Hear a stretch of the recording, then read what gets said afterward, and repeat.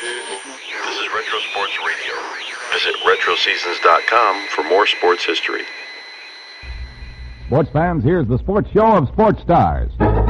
Here's Yankee shortstop Phil Rizzuto, Cleveland slugger Victor Wirtz, Tiger manager Bucky Harris, and Giant Whitey Lockman on The Inside Track.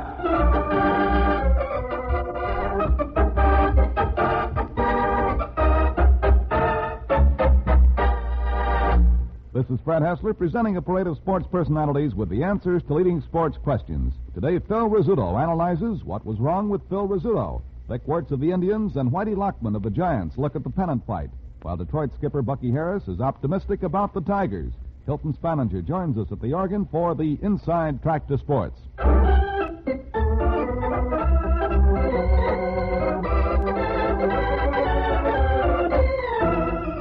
When things go wrong with a good ball player, the public is first to know, both at the ballpark and by press, radio, and television commentary. A star ball player is in the limelight, but the high standards of play he has set for himself on performance makes it tough when he slips. To Phil Rizzuto, it's not a new story, but the 1954 season was a rough one on one of baseball's nicest guys. The scooter was supposed to be washed up way back in 1949, but it didn't work that way. 1955 may disprove what they said about Phil in 54.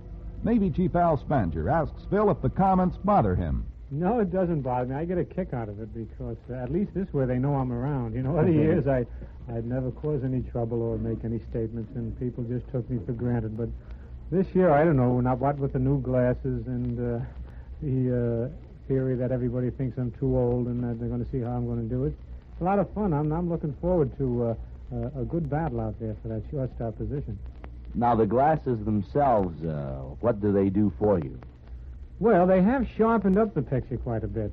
By that I mean, it used to be a little hazy and a little blurry. I mean, not so that it would affect me too much, but I could notice it, and these glasses have sort of sharpened everything up. But I still have to get used to the outer rims. Whenever I look out, all I seem to see is rims, and they tell me that it takes constant wear, so I'm going to use them all spring. I've worn them about 6 days now, and I'm getting a little better feel with them. They say that one of the things that makes a great ball player is peripheral or side vision. Uh-huh. So I guess it would hamper you a little bit. Well, it does. I mean, I know I've always had pretty good peripheral vision, and of course I played a lot of basketball, and in that, you know, you have to watch your man and back in on the side of you.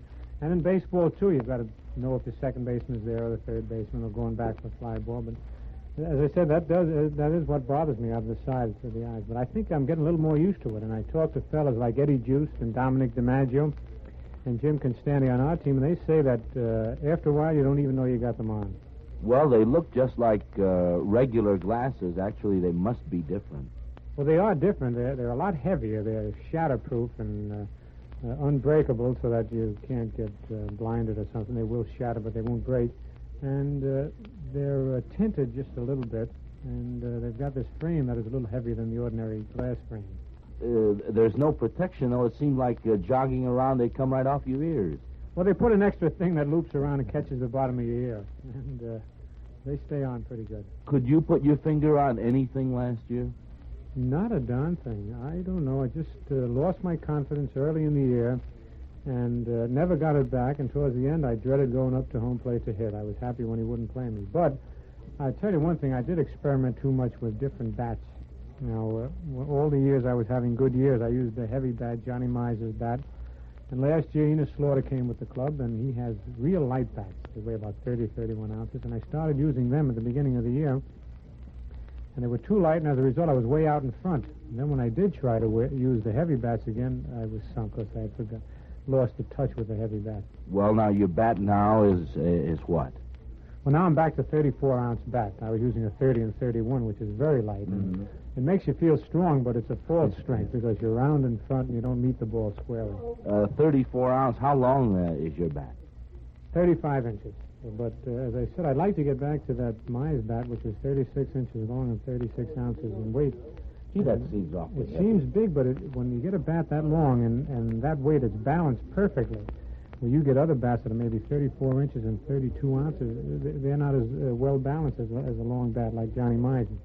Well, could you do the things like bunt, hit and run with that other bat? Oh, yes, definitely. Even better than with the small bat because you had so much more bat to play with.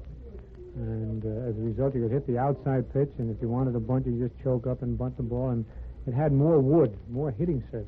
Well, actually, Phil, that's what made you as a ball player, was your ability to do those things, don't you believe? Oh, yes. I mean, I was able to hit and run, hit in back of the runner, and bunt, and hit the ball, pull the ball when I had it, when the third baseman was in. And it seems to me that those things would still put a ball player in the major leagues today, even with the accent on power. Yes, definitely. I mean, everybody likes to see the long ball and the home run, but you've got to get those men on base, too, and those are the kind of ball players they're looking for, these men to get on base so those long ball hitters can knock them in.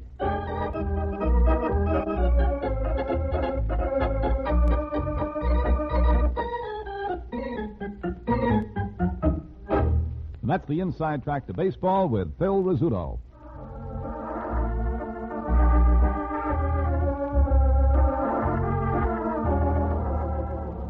Feeling mighty low? You did if you were a Cleveland fan or ball player long about October 3rd, 1954.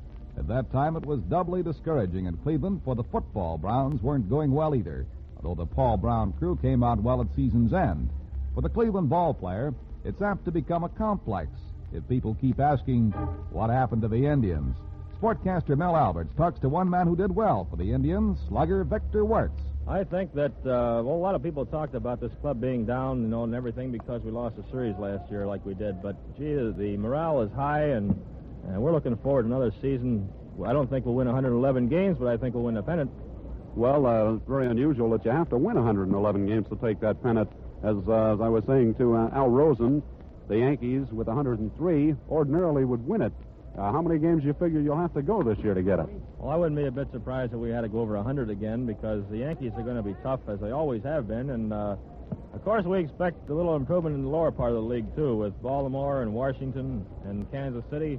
We expect them to be tougher. So, of course, they're going to take the toll out in the Yankees, too, along with us. I figure about 100 wins will take it this year. Well, one break the Indians have this year that the Giants might not have is the Giants are going to have 7 clubs pointing at them, but it's going to be 2 clubs in the American League that are going to have the other 6 clubs pointing at them. Even though the Yankees didn't win it, the conjecture of opinion seems to be that you got to beat the Yanks and the Indians this year. That's the way it looks, Mal. And, of course, we always figure the Yankees are going to be tough because in the past they've proven they're going to be tough. And we have a good fight because I think the White Sox will be up there giving a pretty good account of themselves, too. Well, the White Sox are always tough, especially when you have to play them at home. That's right. Vic, last question. Is there anybody that you've seen, somebody that we haven't heard a great deal about, that looks like they might break into this Cleveland lineup? Well, I'll tell you, a fellow we have here, young left-handed pitcher Herb Score, you've read a lot about him. Oh, he looks great. He won 22 games last year, I understand, and set some type of record on an earned run average basis. Isn't that correct? That, and he also set a record, I think it was standing for 50 years, striking out 330 men in the association. That's a lot of men. That's pretty fair country pitching. You think Herb might break into that starting assignment? I wouldn't be a bit surprised, Mal, that he'll be number 4 pitcher. Well, how much good pitching can the Cleveland Indians use with this pitching staff? Boy, this staff is loaded. I've never seen so much talent in one camp in all my life, believe me. Tell me something. Where in the world does a young rookie go to break into a starting lineup like these Cleveland Indians? Well, I'm afraid that the position that I'm playing right now, Dale Mitchell and I are holding down first base, and I'm afraid that would be a good spot for a young fellow to start, but we're not encouraging anybody.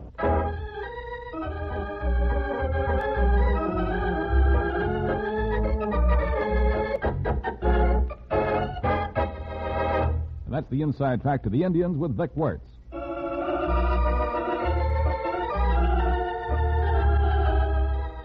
In the world of baseball, being young at heart isn't quite enough. You need the young physique to go with it.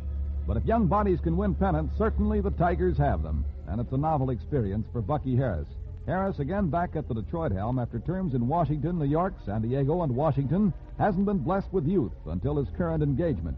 Navy Chief Al Spanger talks it over with Harris, asking first about his relief corps. Would you say that any pitcher you pick up can be a good reliever? Well, no. That's a little bit of a specialty in itself, such as a good pinch hitter and a good relief pitcher. And, of course, they're both valuable. As of now, I haven't picked what I'd call a specialty. Mm-hmm. Getting to the rest of the positions on the Detroit Ball Club, I think you've got the youngest team in the major leagues, haven't you? I think someone has pointed that out, that it averages 25.1. There's some pretty good young ones, too. If they happen to improve a little this year and catch fire, there's no telling what can happen. Well, the question that comes to my mind, with such a young team, are you still teaching them? Oh, yes, you've got to pick a little flaw here and there and brush it up just like you put polish on a pair of shoes to make it look better. Do you think you're teaching major leaguers more now than you used to? Well, you have not anymore, except that there are more youthful ones playing now, and as a result, they need a little bit more than the ones of years ago that played in the minor leagues several years and were pretty well set when they came up here. How about the infield, Bucky? Well, Thane, of course, if his knee is sound, and he is of the feeling that it will be the first baseman. Hatfield at second, Keene at short, and Boone at third. The outfield looks a little bit like it'll be Porter, Tuttle, and Kaline. Porter's come on in great style. He really is. He's what I would call a good prospect. It seems to me also that your bench is stronger this year. Oh, a little bit, yes. You have fellows like Delsing and Bubba Phillips who just returned from the service.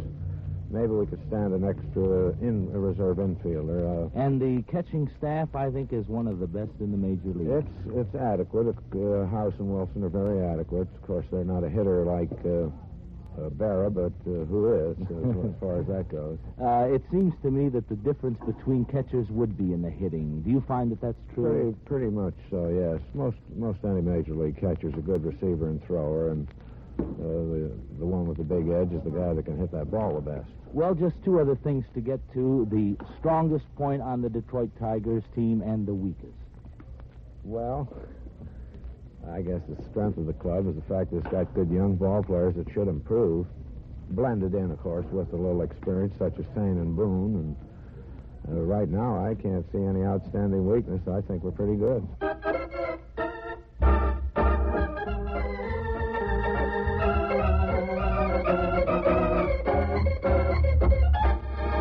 And that's the inside track to the Tigers with Bucky Harris.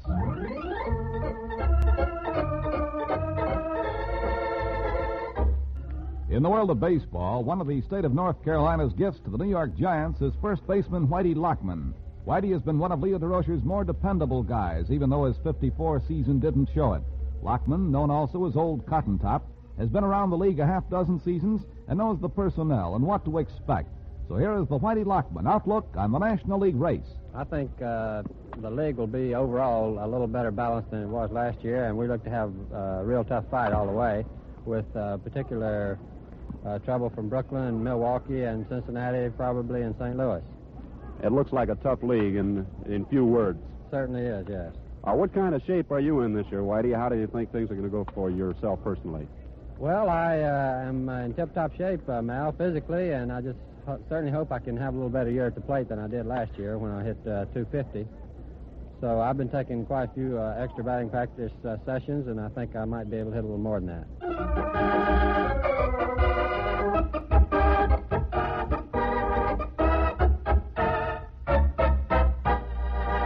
And that's the inside track to baseball with the Giants' Whitey Lockman, Detroit manager Bucky Harris, Cleveland's Vic Wertz, and the Yankees' Phil Rizzuto. Hilton Spaninger was at the organ. This program was produced by Frank Seeley and Fred Hessler, who invites you now to join us again for the answers to leading sports questions with the men who know, those who make the sports headlines. For this is The Inside Track, an original production of the United States Armed Forces Radio and Television Service.